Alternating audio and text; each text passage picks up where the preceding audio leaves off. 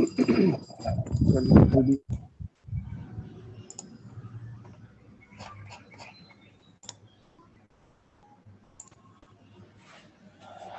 शुरू करते हैं सर। ये बिजनेस जो है ये पॉजिटिविटी का है, सकारात्मकता का है। देखिए, मैंने बहुत सारे लीडरों को सुना, मैं आज भी सुनता हूं। मैं जब तक डेली आधा घंटा 1 घंटा किसी लीडर को नहीं सुनूं, मुझे नींद नहीं आती है। क्योंकि मैं इस बिजनेस को टाइम पास के लिए नहीं करता हूं सर। मेरा इस जिंदगी का एक ही मकसद है, क्योंकि मैं लाखों रुपया छोड़ के अगर इस बिजनेस में आया हूं तो टाइम पास करने नहीं आया हूं। मैं जितना सीरियस हूं, अगर आप उसका 10% भी हो जाए ना सर, आपकी जिंदगी बदल सकती है। मैंने सैकड़ों लीडरों को सुना, उसमें से मैंने निचोड़ निकाला है कि इस बिजनेस में कोई क्वालिटी आपको नहीं चाहिए, एक क्वालिटी चाहिए जिसका नाम है सकारात्मकता, पॉजिटिविटी।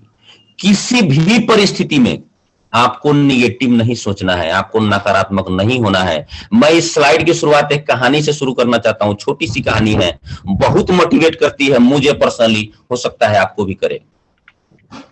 अभी चुनाव का माहौल चल रहा है और एक कहानी इस चुनाव के ऊपर ही है। एक बार क्या होता है, गांव में जब चुनाव का माहौल आता है तो एक उस गांव का जो सरपंच होता है, पूर्व सरपंच जो होता है, वो चुनाव लड़ना शुरू करता है। लेकिन उसके गांव के कुछ जो उसके विरोधी टाइप के लोग होते हैं, उसके बेटे से जाके बात करते हैं और उसके बाप के प्रति उसको भड़काते हैं और बोलते हैं कि अरे बाप तो तुम्हारा बुढ़ा हो गया यार, तुम चुनाव लड़ो, हम सब लोग तुमको सपोर्ट करेंगे। यानी एक घर को तोड़ने का काम किया जाता है।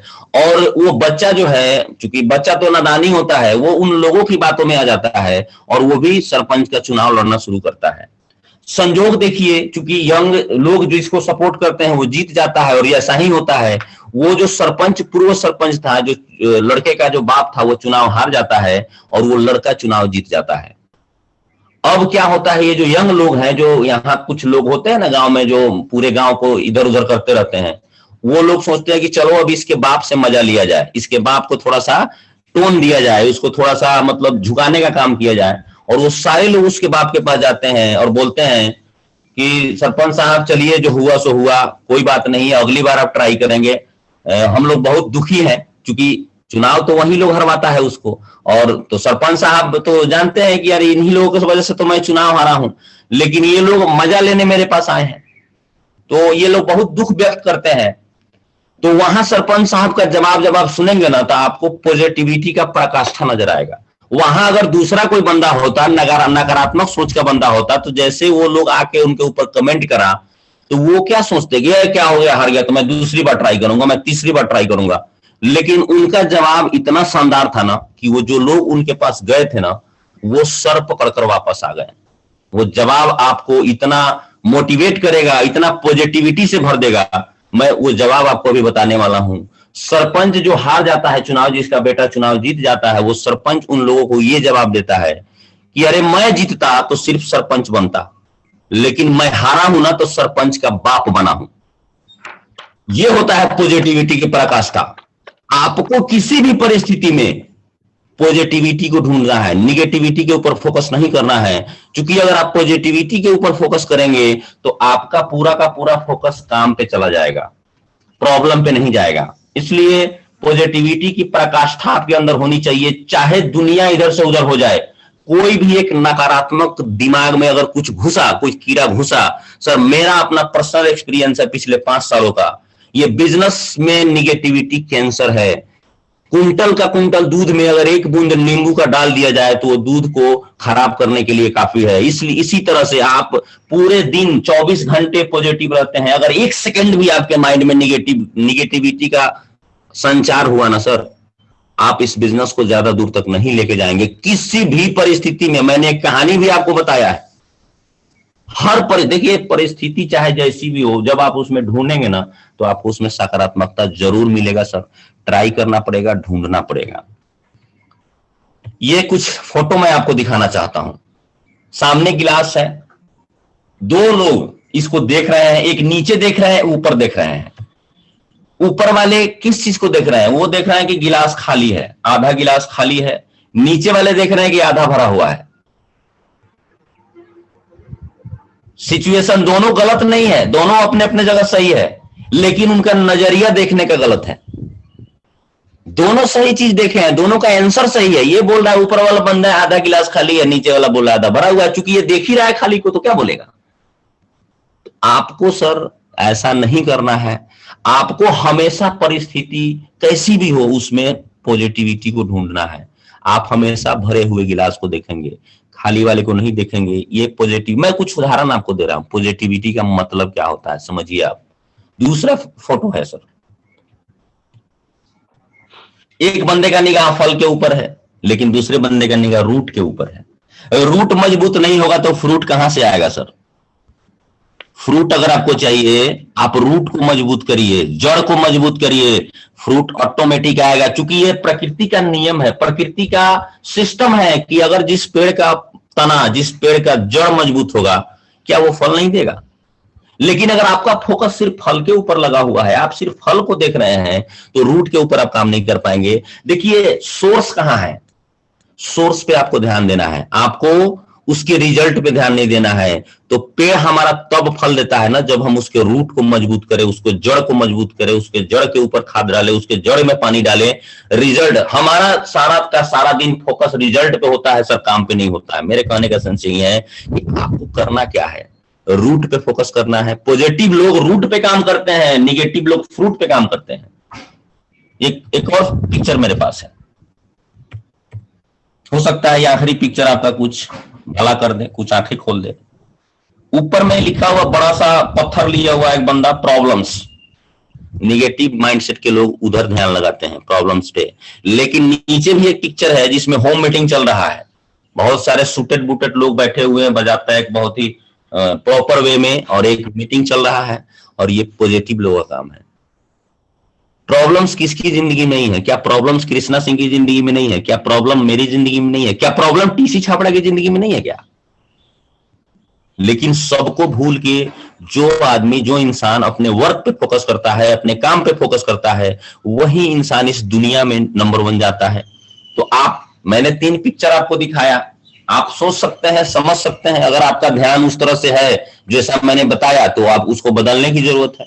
अगर आप उसको नहीं बदलेंगे तो भला आपका नहीं हो पाएगा, क्योंकि आपके नजरिए से, आपके सोचने से भला या बुरा आपके अपना होगा ना। उसमें मेरा क्या भला बुरा हो सकता है, कृष्णा सिंह का भला बुरा क्या होगा? तो आपका जो भी नजरिया होगा ना, उससे डायरेक्टली प्रभाव जो है आपकी जिंदगी पे पड़ेगा। ना पड़ोसी के जिंदगी पे पड़ने वाला है, ना आपके अपलाइन डाउनलाइन के जिंदगी पे पड़ने वाला है। तो अपने नजरिए को ठीक करना है, अपनी नजर को ठीक करना है। हम कहां ध्यान लगा रहे हैं ना, उसको ठीक करने की जरूरत है। एक और आखिरी स्लाइड है, ये ऊपर में आप है, हम है, ये जो पूरा देख रहे हैं पीछे परछाई एकदम, मैं हूं मैं, तो वो आप है। नीचे है कंपनी। जो अपने नजरिए पे काम करता है वो निगेटिविटी की तरफ जाता है, और जो कंपनी के नजरिए पे काम करता है वो पॉजिटिविटी की तरफ जाता है। मेरा सर आपसे एक बहुत बड़ा सवाल है, कड़वा सवाल है, आपको बुरा लगेगा लेकिन लगना चाहिए। सतीश पंडित जी कहते हैं कि अगर आपकी जिंदगी में अभाव नहीं है ना, तो आप कुछ नहीं कर पाएंगे। जिंदगी में अभाव बहुत जरूरी है सर। अगर इंसान के जिंदगी में किसी चीज की कमी नहीं हो तो काम क्यों करेगा? अभाव बुरा तो है, लेकिन अभाव बहुत जरूरी भी है। तो इसलिए कंपनी जो सोचती है वो आपसे ज्यादा बेहतर सोचती है। कंपनी की जो प्लानिंग है वो आपसे ज्यादा बेहतर प्लानिंग है, क्योंकि आप सिर्फ अपने दिमाग का इस्तेमाल करते हैं। कंपनी के पास सैकड़ों हजारों दिमाग है, कंपनी के पास सैकड़ों हजारों प्लानर है, कंपनी के पास आपसे ज्यादा पढ़े लिखे लोग हैं, कंपनी के पास आपसे ज्यादा विजनरी लोग हैं। आपका नजरिया अगर यहां लगा रहे हैं, आप अपना भेजा लगा रहे हैं, आप अपना दिमाग लगा रहे हैं, तो सर मेरा अपना पर्सनल अनुभव है, आप इस बिजनेस में वो ऊंचाई नहीं पा सकते हैं। जरूर सर आप कमाएंगे, 10, 20, 50 हजार कमा लेंगे, मैं उसकी बात नहीं कर रहा हूं, मैं कभी करता भी नहीं हूं। मैं स्टार रूबी से नीचे की बात इस मीटिंग में नहीं करता हूं। मैं आपको 10, 20, 50 हजार कमाने के लिए मैंने इस मीटिंग में एंट्री नहीं मारा है। मेरा टारगेट है स्टार रूबी, उसके नीचे मैं बात ही नहीं करता हूं। आप बनिए, मैं बनूं, मैं सब लोगों की बात कर रहा हूं। इसलिए कंपनी जो भी आपके लिए प्लानिंग करती है, सर आंख बंद कर लीजिए और मान लीजिए। ये ऊपर वाले फोटो में जो मसल्स दिखा रहा है ना बंदा कि मैं हूं, मैं जो करूंगा वही सच होगा, नहीं होगा सर। वो निगेटिविटी की तरफ आपको लेके चला जाएगा।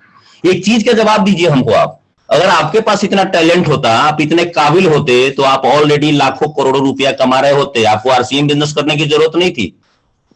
तो कहीं ना कहीं आपका ज्ञान, आपका काबिलियत कम है, उस काबिलियत को बढ़ाने के लिए एक सोर्स चाहिए, एक कोई तीसरा बंदा चाहिए, वो है इस कंपनी का सिस्टम, वो है ये कंपनी। और यहां आने के बाद भी आप अपना भेजा लगा रहे हैं, आप अपना मसल्स दिखा रहे हैं कि नहीं मैं कर लूंगा, मैं कर सकता हूं।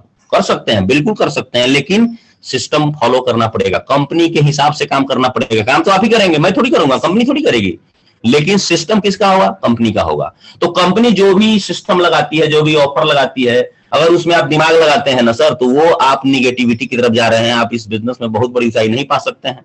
तो कंपनी के जो भी निर्णय है, जो भी डिसीजन है, जो भी ऑफर्स हैं, उसको माने, उसको पालन करे, इसी में हम सबकी भलाई है। कंपनी का विजन थोड़ा सा जान लेते हैं हम। विजन बोले तो दूरदृष्टि। देखिए सर, ये बिजनेस ही दूरदृष्टि का है। ये बिजनेस दाल रोटी कमाने का नहीं है, ये बिजनेस दूरदृष्टि का है, विजन का है। आने वाले 5 सालों के बाद आपकी जिंदगी में क्या बदलाव होने वाला है, वो अगर आज आपको दिख जाए तो ये बिजनेस में आप सफल हो सकते हैं। थोड़ा सा मैं कुछ और पिक्चर में आपको दिखाना चाहता हूं। ये बंदा एक छोटा सा पौधा लगा रहा है, देखिए सर, लेकिन इसके चेहरे पे मुस्कान है। क्यों मुस्कान है? क्योंकि ये इस पौधे को, देखिए पौधे को देख भी नहीं रहा, ये देख रहा है इस आम की तरफ। ध्यान से देखिए, इसके दिमाग में ये आम दिख रहा है कि अरे ये पौधा छोटा सा तो है, लेकिन ये 5 साल के बाद हमको ऐसा मिलने वाला है। एक और पिक्चर देखिए, फिर इसके दिमाग में आ रहा है कि अरे ये तो आम पकेगा भी तो और मजा आएगा मुझे खाने में। ये होता है विजन, दूरदृष्टि। ये फल इसको कम से कम 3 से 4 सालों के बाद मिलेगा। आज ये पौधा डाल रहा है जमीन के अंदर, ये इतना छोटा सा पौधा है, लेकिन ये एक दिन ये ऐसा आम देगा। इसको पता है, इसके पास विजन है, इसके पास दूरदृष्टि है, इसका ये बिजनेस है। ये आपके पास अगर नहीं है तो आप बनाइए सर, इसके बगैर आप इस बिजनेस में बहुत दूर तक नहीं जा सकते हैं। ये मैं कुछ आपको रिपोर्ट दिखाना चाहता हूं। विजन की मैंने बात की है, डायरेक्ट सेलिंग का विजन क्या है, डायरेक्ट सेलिंग क्या कर सकता है आपकी लाइफ में, थोड़ा सा देखेंगे। ये फिक्की के चेयरमैन है मिस्टर संजय बारू, सेक्रेटरी जनरल है फिक्की के। फिक्की एक संस्था है जो डायरेक्ट सेलिंग को ऑपरेट कर रही है, गाइड कर रही है, सरकार से लड़ रही है कानून बनवाने के लिए इसके ऊपर। तो इसके सेक्रेटरी है संजय बारू। इन्होंने क्या लिखा है कि ग्रोथ के बारे में इन्होंने बात करा है। 2014-15 में डायरेक्ट सेलिंग का जो इंडिया में टर्नओवर था वो था 7,958 करोड़ का। 2015-16 में ये टर्नओवर बढ़ के हो गया 8,308 करोड़ का। और इसका जो CAGR है, कंपाउंडिंग एनुअल ग्रोथ रेट इसका फुल फॉर्म होता है। इसका मतलब है कि इसका जो ग्रोथ है वो 12% से ऊपर चल रहा है। ये 2015-16 का रिपोर्ट है। फिर एक फिक्की के एक और हैं, फाउंडर हैं मिस्टर बिजॉन मिश्रा। ये फिक्की के फाउंडर हैं और ये बोल रहे हैं कि 2025 के अंदर, सन 2025 जो आने वाला है अगले 3 सालों के बाद, ये जो बिजनेस है, ये डायरेक्ट सेलिंग इंडस्ट्री जो है, मैंने आपको मार्केटिंग प्लान में दिखाया, टर्नओवर अभी चल रहा है 65 लाख करोड़ है। बिजॉन मिश्रा जी बोल रहे हैं कि 2025 में उसका 1% यानी 64,500 करोड़ डायरेक्ट सेलिंग से होने वाला है। यानी 2025 में इतनी बड़ी संभावना है। अभी जो टर्नओवर आपका हो रहा है 1,000 करोड़ के आसपास, 10,000 करोड़ के आसपास, वो 2025 में लगभग 65,000 64,500 करोड़ का होने वाला है। ये मेरा रिपोर्ट नहीं है, ये RCM का रिपोर्ट नहीं है। आप नेट पे जाइए, फिक्की डालिए, फिक्की ऑन डायरेक्ट सेलिंग डालिए, गूगल पे आपको बताएगा। ये एक बहुत बड़ी संस्था है जो सरकार से कदम मिला के इस पे काम कर रही है। इसका रिपोर्ट है, ये मेरा रिपोर्ट नहीं है 64,500 करोड़ का। अब ये रिपोर्ट जब TC छाबड़ा जी सुने, इनको तो जानते होंगे आप, जब ये रिपोर्ट TC छाबड़ा जी के कानों में आया तो चूंकि ये तो भाई ईश्वर का रूप है, ये क्या नहीं कर सकते, इन्होंने सोचा कि यार ये टर्नओवर सिर्फ और सिर्फ RCM का होना चाहिए, किसी और कंपनी का नहीं होना चाहिए। इसलिए इन्होंने एक सिस्टम लगाया, डिस्प्ले वाल। डिस्प्ले वाल का मकसद क्या है समझिए थोड़ा सा आप। इनका टारगेट है कि 2021 में हमको 1 करोड़ डिस्प्ले वाल करना है। 1 करोड़ डिस्प्ले वाल का मतलब है एक डिस्प्ले वाल में 10,000 का प्रोडक्ट खरीदना पड़ता है। इस हिसाब से 1 करोड़ डिस्प्ले वाल इंटू 10,000 जब करेंगे आप, तो ये होता है 10,000 करोड़। 2021 में 10,000 करोड़ का अगर ये डिस्प्ले वाल हो जाता है कंपनी का, तो 21, 22, 23, 24, 25 5 सालों के अंदर इसको 5 गुना करिए, 10 पच्चे 50,000 करोड़। 64,500 करोड़ का जो टर्नओवर होने वाला है पूरी डायरेक्ट सेलिंग इंडस्ट्री का इंडिया के अंदर, उसका लगभग 90-95% टर्नओवर TC सर आप लोगों का, हमारा करना चाहते हैं सर। ये विजन है डिस्प्ले वाल के पीछे, ये कंपनी का सोच है। फिर भी यहां दिमाग लगाएंगे बहुत सारे लोग, इससे कंपनी का बिजनेस हो जाएगा, इससे अपलाइन का बिजनेस हो जाएगा। सर सबका होगा, लेकिन आपका भी तो होगा। सोचिए थोड़ा सा दिमाग को ठंडा करके। किसी भी कंपनी का जो डिसीजन होता है उसके पीछे रहस्य क्या होता है, उसके पीछे उद्देश्य क्या होता है, वो समझने की आपको जरूरत है। डिस्प्ले वाल का एक ही विजन है, एक ही मकसद है इसके लगाने का, डायमंड क्लब 5,000 बिजनेस वैल्यू। अगर ये आप नहीं कर रहे हैं तो देखिए आपके क्या होने वाला है। ये हवाई जहाज, आरसीएम बिजनेस हवाई जहाज आपको मिल गया और आप इसको ट्रैक्टर से खींच रहे हैं। अगर आप डायमंड क्लब नहीं कर रहे हैं तो हवाई जहाज का ये स्थिति आपने बना रखा है। ऊपर वाला भी देखता होगा तो बोलता होगा कहां से मैं इस नालायक को हवाई जहाज दे, इसको तो ट्रैक्टर देना चाहिए था, गली में घुमाता रहता। लेकिन अगर आप डायमंड क्लब करते हैं तो ये रहा, ये उड़ेगा आपका बिजनेस, आपका हवाई जहाज, आपका आरसीएम बिजनेस इस तरह से उड़ेगा। ये डायमंड क्लब इतना बड़ा पावर है, आप इस पावर को समझिए, इसके पीछे बहुत बड़ा रहस्य छुपा हुआ है। गेंद अब आपके पाले में है। ये मैंने आपको जानकारी दिया, सिस्टम बताया, कंपनी की सारी बातें बताई, लेकिन अब गेंद किसके पाले में आ गया? आपके पाले में आ गया है। अब छक्का लगाइए, चौका लगाइए, सिंगल लीजिए, जीरो पे रन आउट हो जाइए, मर्जी आपकी है, फैसला आपका है, इसमें कौन क्या करेगा। धन्यवाद, बहुत बहुत धन्यवाद आप लोगों को। बहुत बहुत धन्यवाद आपको भी।